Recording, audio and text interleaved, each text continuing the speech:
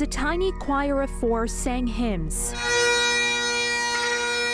and the mournful sounds of a lone Scottish piper echoed off the bare stone walls at St. George's Chapel, the Queen, masked and in mourning, sat alone for the first time in more than 7 decades.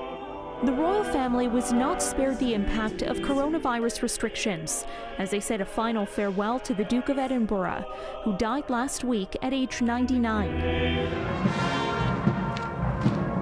Senior royals walked in somber procession as Prince Philip's coffin was driven to the chapel on a modified Land Rover Defender designed by the Duke himself.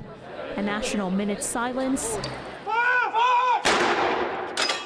began and ended with gun salutes.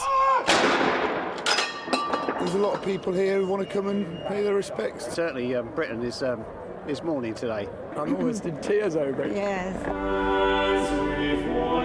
Inside the walls of Windsor Castle, a bouquet of flowers individually picked by the Queen and Philip's navy cap and sword was placed on a coffin draped in his personal flag. While the pandemic prevented the pomp, pageantry, and guest lists that would normally accompany a royal funeral, the palace says the ceremony was still very much in line with Philip's own wishes. All eyes were on his grandsons, William and Harry, who came together for the first time following months of family friction. While the princes walked behind Philip's coffin, in step and in silence, separated by their cousin, they could be seen exchanging a few words after the ceremony. I do hope that there's some mending of the rift between them. I think in times of sorrow, all these small things just fizzle away.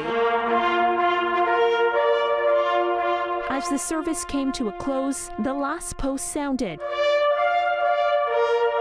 In another small moment of sorrow, no one would be feeling more than the Queen.